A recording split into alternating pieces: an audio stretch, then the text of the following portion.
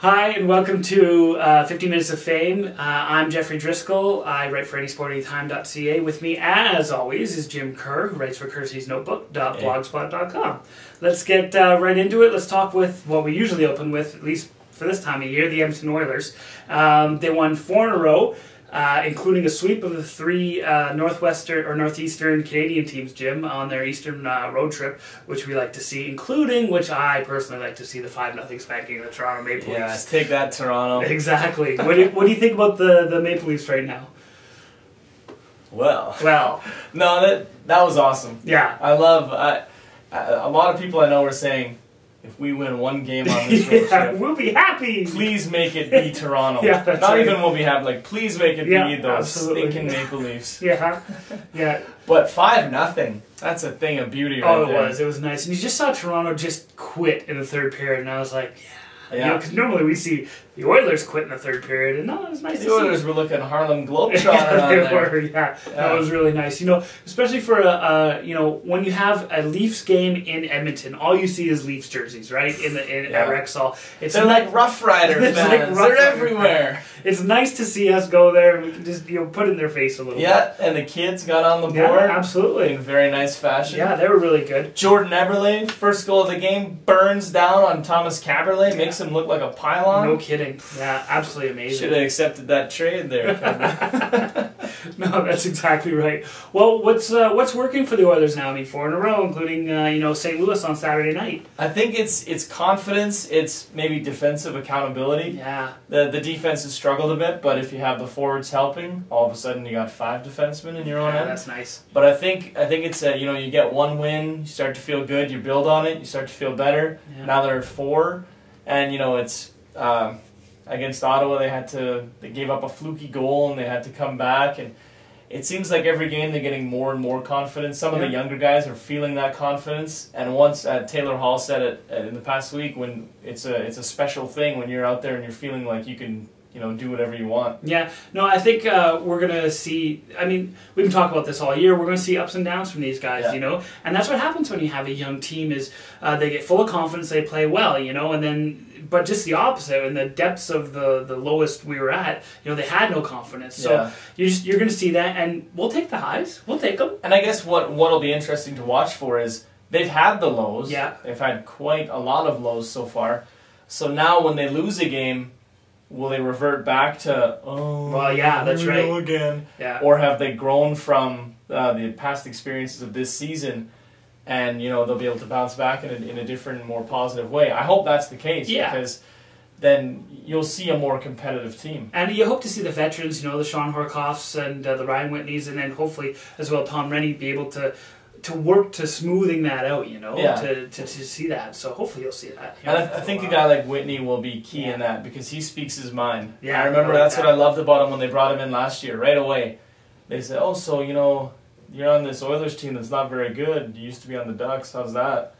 And he would call out that it's a losing attitude, all kinds of things like that. And I was thinking, wow, this is a guy. It's his first couple of games with a new team, and he's willing to step up in that way. So I can only imagine what's said, in the dressing room. Definitely. I would assume he's one of the leaders of the club. Yeah, I'm glad to see the guy gave him an A, and he's definitely something we really like to see. I also like to see he's got a new defensive pair with Jim Vandermeer, and it seems to be elevating Vandermeer's game, which I like to see as well. I think for Whitney that A stands for apples. Apples, I like that. 21 assists, eh? Leading defenseman in the NHL right now. Not bad. I like to see it.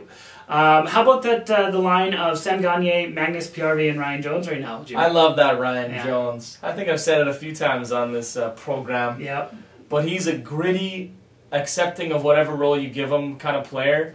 But he's also got hands. Yeah. And he scored a nice goal 2 games ago. Hands and hair, Jim. He's got beauty flow. Exactly. Ryan Smith, Jim Kerr. Jim Kerr, right. That's an interesting line, because you got a guy like Jones who's played a lot of 4th-line minutes. Gagner's played a lot of 1st-line minutes, and Piarvi's been kind of in the middle. So it's kind of a hybrid. Little best of both worlds there. Yeah, I like that. And it's good that they're, with everyone focused on green technology and a nice hybrid line. Yeah, nice hybrid line. Runs on water. Yeah, is that what it does? And food and things like that. Yeah, it's really positive reinforcement. Yeah. I like that. All right, moving on. NFL. Michael Vick had a pretty solid game. 34-25 Eagles win. He's playing really well. I mean, we talked about his Monday nighter a few weeks back. But the real story he's talking about is he came out and he said that, you know, after each play he's getting his face mask pulled, or he's getting hit after the throw, that kind of thing, and refs aren't really paying attention to it. Some say this is a problem brought in with new rules about contacting the QBs and how the refs maybe don't know what they're supposed to be calling and they call different QBs differently. What do you think on that? Well, I hope that's what it is. I hope it's not something like, oh, this is Michael Vick, I'll show him. Yeah. I hope that it's not something like that, but then Eagles coach Andy Reid was the first one to kind of bring it up. He said, you know, I'm seeing what you guys are seeing out there and I don't like it.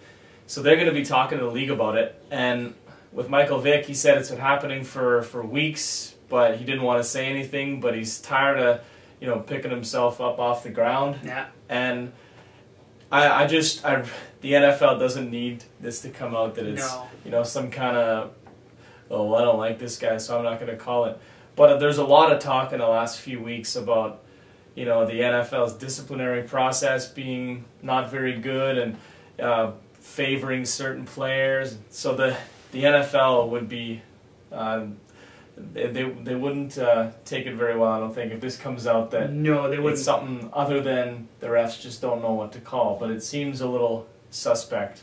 Yeah, I mean, you hate to say it, but I mean, if it's true about them not taking it, or them not calling it on Michael Vick, is that something to do with the fact that he's spent 2 years in prison for the dog fighting? You know, you'd hate to see it for sure. You know, the question has to be asked. Yeah. You know? Is it because it's Michael Vick, or is it just I didn't know how to call that? Yeah, but. Yeah. You know, face masking, you see that called all the time, so why it wouldn't be called all of a sudden? Vick, yeah. You know? I mean, we'll just have to see in the next second half of the NFL, you know. Yeah, see how it goes next game. Exactly, yeah. We're going to go on to, well, not a new segment, but the segment we did last week. It's fairly new. It's the second week that we're going to do. It's called the GABBYs. It means the good and bad by you. So what we need you to do is to write into us on any of our blogs or on the YouTube channel or Twitter us, whatever. And what we'll do is we'll take the top 3 stars in sports and we'll profile them, and the bottom 3 in sports and profile them. So this week on the good side, Jim, offensively, Sidney Crosby, the Pittsburgh Penguins, he's on a 15-game point streak. I believe that's 31 points over those 15 games. And so what do you think about Crosby in his 15 games? Sid the kid, Sid the man. I'm saying, I just, unreal. One of these days we're gonna have to change it over from Sid the kid to Sid the something, you know. Sid the the not so the young. man. Yeah, Sid you gotta the man. go with just the man. Sid the young adult. Exactly. He's carrying the Pittsburgh Penguins on his he's on back fire. Right. Yeah, he's totally on fire. It's fantastic to see. 31 points in 15 games. Yeah, absolutely. And you know, every time he goes through a slump, you see people say like, "Oh, he's they write him off or whatever." But he really is that good. He's that good. You know, love him or hate him, he is unfortunately that good. Exactly. Still on the good side defensively, we just did offensively. Defensively, Dustin Byfuglien. I mean, the guy's a defenseman in the running at this point for the Norris Trophy. I mean, how could he not be? Exactly. 10 goals, 28 points in 27 games. I mean, you'd like to see a forward have those kind of points. Any forward on the Oilers, if you want to do a point a game, you go right ahead. Try to be like Dustin Byfuglien.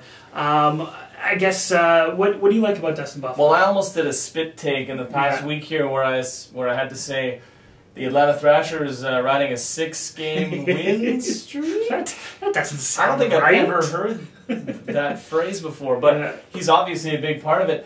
Guy's a beast. Yeah, guy's huge too. I love it. Yeah, I just love watching it. He's right up there in shots on goal too, with well over 100. There's no defenseman anywhere near him in terms of shots on goal, and I guess that's probably a factor in why he's got almost over a point a game at this point. And I think we got to look at his confidence. I think that's what's doing it for him. Yeah, absolutely. It's a beautiful thing. Exactly. I like to see him lumber, up go that end to end. You know, Bobby Orr, if Bobby had 50 more pounds at 6 inches. You know, I'd love to see it.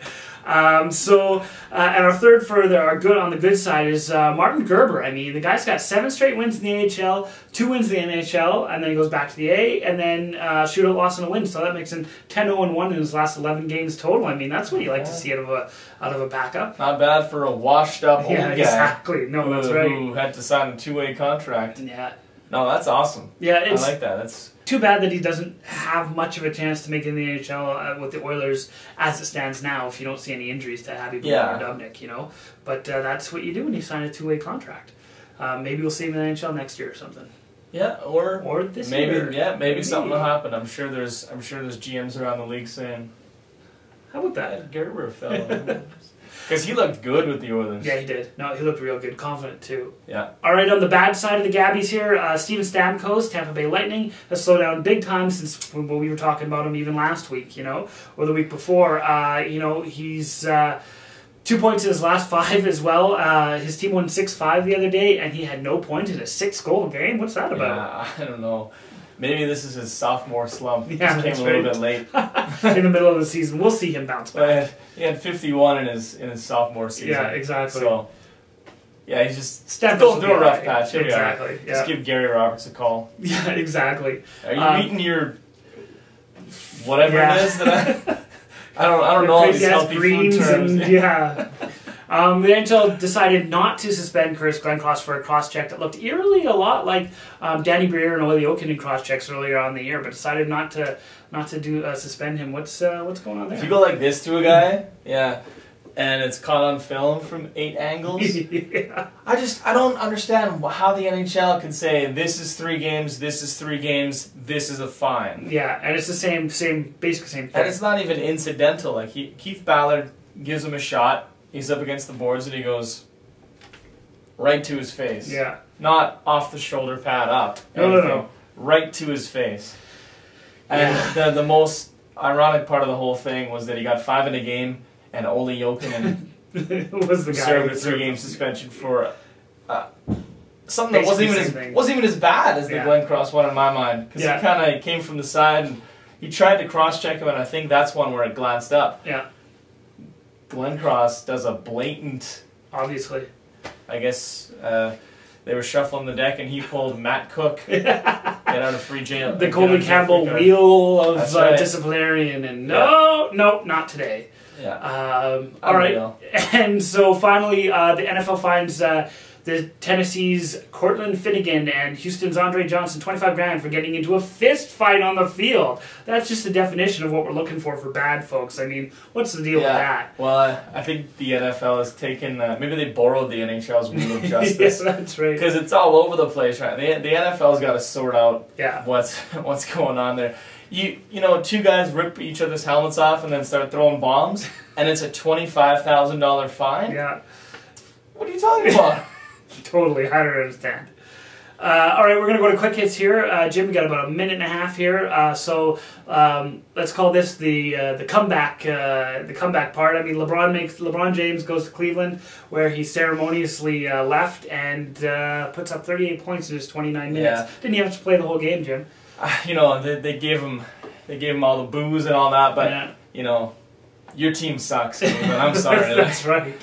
He just got lit up. Exactly. On the NHL side, Danny Heatley comes back to Ottawa for the first time since forcing the team to trade him to San Jose, and then San Jose just works them 5-0, or 4-0. Sorry. What do you think about that? Well, I like Heatley. Yeah. And you know, like you said, if they want to cast me as the villain, that's fine. Yeah. So back to the NFL, Pittsburgh's James Harrison said people are cheating. I mean, look at this. Like Denver, Josh McDaniel, he fined $50,000. They were taping the 49ers practice. Yeah. I just don't know how you think that's okay. Like you're never allowed to tape the other. And I mean, he was fined. We were talking about this. James Harrison was fined $125,000 this year, including for a hit that he wasn't actually penalized. Yeah, for. It seems like he's being targeted, and I feel bad for him because no one seems to know what's legal and what's not legal. Yeah, and they got to get that stuff figured out. In terms of on-field stuff. But if you cheat and fight, and you're fined less than him, come on. Exactly. Well, our 15 Minutes of Fame are up for this week. Check us out again next week for when we get a whole new 15 Minutes of Fame. In the meantime, check out me at anysportanytime.ca or check out Kurdsy at kurdzysnotebook.blogspot.com. You can check us out on Twitter at 15minutesYEG or on our YouTube channel at 15minutesYEG or email us at 15minutesYEG@gmail.com. I think I got it all. In the meantime, thanks again for watching and we'll see you again next week.